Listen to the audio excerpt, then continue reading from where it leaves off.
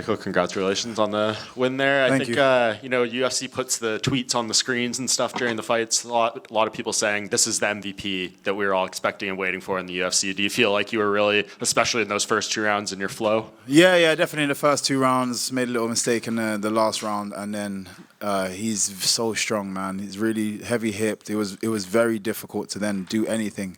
Obviously, a little bit more fatigued in the 3rd round. But definitely starting to get to that MVP. Still not quite there. It's annoying. Still not quite there, but definitely starting to get to that MVP that I remember. When will you get that point? Is it the highlight reel KO? No, you know what? It's to be fair, it's not even about the decision. Yes, I want that 100%. I want to get those things. Pratis just came with a beautiful spin elbow. Like I want those moments. I want to gift those moments to the crowd, to the fans. But it's more me. I just know those will come when I get to that stage of myself. And I'm almost there. Not yet, not quite yet. For years when you were in Bellator, people would say you're fighting cans, this type of stuff, right? You're here, you're 4 fights into the UFC. Can you definitively say this is a significant level up and there is some adjustment that's taken?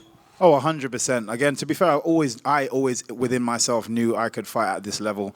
Against these level of competitors. Jared Cannonier, look who he's fought, man. Look at his resume. Unbelievable. And again, I was still able to be myself, be that MVP that people usually say can't do it to these guys. And I did it at a weight up. Definitely. If anybody questions that still now, there's nothing for me to... You obviously are not a true fan of the sport. And Jared said at Media Day, when we asked about him being a former heavyweight and you being a welterweight, what's the strength going to be like? And he was definitive, I'm going to impose my will on him. Obviously, you said he was strong on top in the 3rd, but leading up to that point, do you feel like you dealt with things pretty well? Yeah, the defensively on the cage felt great. He was really going for some stuff. He couldn't do it. He did it. He caught 1, and I was able to stand up immediately. And at that point, I was like, yeah, he can do nothing to me. But then when he got to that good position in half guard, I was able to keep getting back there. He mounted a couple of times. I managed to get it back.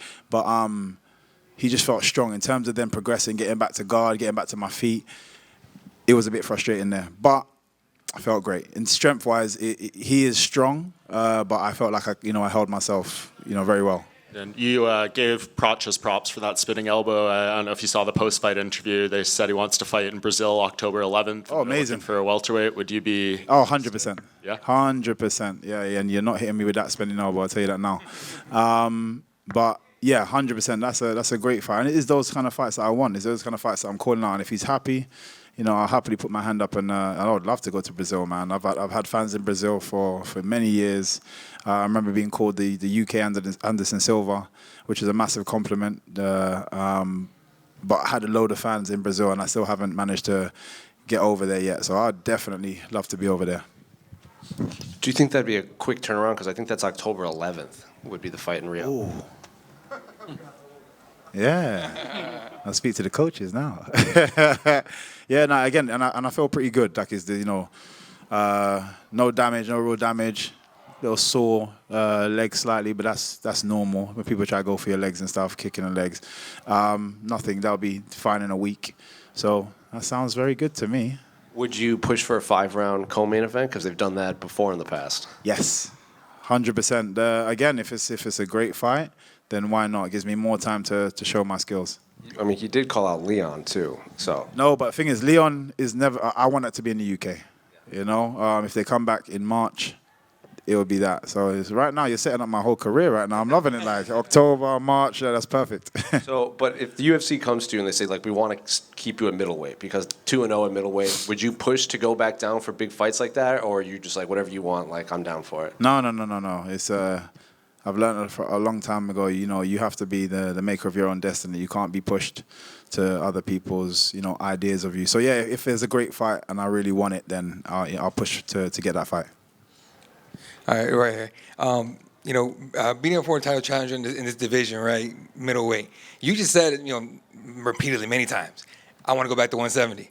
It feels like this middleweight division just won't let you go. What do you think you have to do to finally get a welterweight fight?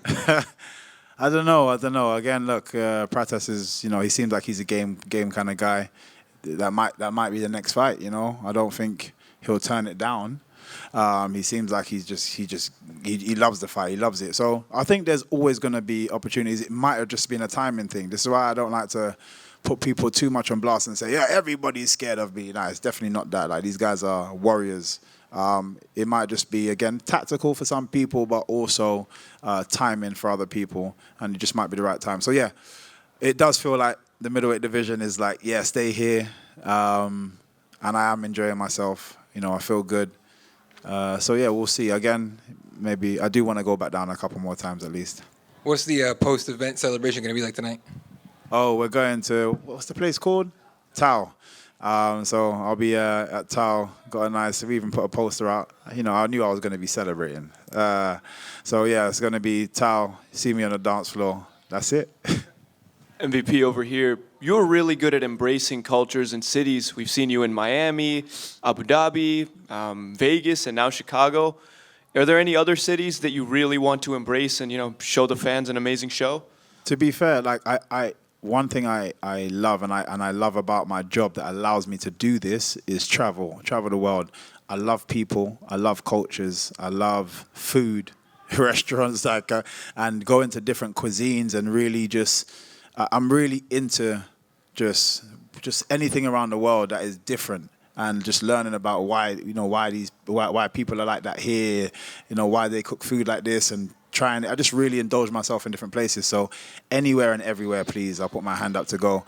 Japan is somewhere that I heard somebody speaking about. If they were, you know, I've fought there before with Bellator, but I'd love for UFC to go there because they are some great fans over there. Congratulations. Thank you, sir. You can go first. Can I just ask what was going on at the weigh-ins? Because it seems like everyone was shocked by the weigh-in, but you were just completely stress-free. Yeah, I always say this. I am a true professional. I will always make weight. So I knew there was an issue. I didn't even hear that anything that was happening beforehand, and then again after. I heard a few people having issues, but when I stood on the scales, he was like doing something, and he's like, oh yeah, can you stand off the scales again? I already knew there was an issue. So then when he said I was over, I was just like, there's no way I'm over. I weighed myself about 4 or 5 times before I even came downstairs just to make sure. I'm always on point with that, so I knew there was an issue on the other side. You said on media day that your power doesn't translate. Were you surprised that you knocked him down 2 times in the fight? Yeah, I'm not going to lie. For a second, I wanted to just look at my hands. I was like, wow. No, seriously, though, like, I think I was feeling good, you know, with my sparring partner, Norbert Navenue, who's going to be the next person in the UFC. Just remember that. Please type that down. Norbert Navenue, yeah? Just make sure. He was my sparring partner, and I was feeling really strong. And he was even, you know, complimenting. He's like, you know, you're feeling really strong. You're landing your shots really well. So it did and it didn't surprise me. When I landed that shot clean and I saw him wobble, I was like, oh, yeah, I'm a middleweight. And then when he laid on top of me, I was like, okay, I'm a welterweight, whatever. And then you're 3-1 in the UFC. You're one of the few people to come from Bellator and other promotions to have success in the UFC. What's your secret? Like, how do you have this success in the UFC? To be fair, I think it's quite easy. I'm the one and only MVP. It's very different. One and only MVP, and that's why I'm having success here. Are you proud of that success? 100%, man. I've been criticized my whole career, from my first fight, my whole time through Bellator, and the question mark and the criticism was, he can't do that in the UFC. And I've come and I've proved everybody wrong, you know? And then the fans really got behind you here in Chicago. Yeah. Other than Chimaev, you're probably the biggest fan favorite on the card. Yeah, I should have been co-main event. Yes, I know, yeah. Would you come back to Chicago? Oh, 100%, man. Like, seriously, the city is beautiful. The people are amazing. The crowd, the supporters, absolutely everything. And I don't understand why it's taken UFC so long to even come back here. And I hope it's a regular thing. And like I said, if they come back here, I'll probably come out a little bit earlier and just enjoy the city a little bit more, or just stay afterwards. In fact, let me do it. Stay afterwards, although I'll get too fat. So, yeah, I'll stay afterwards a little bit longer and really enjoy the city. All right, thank you. Congratulations. Thank you so much, guys.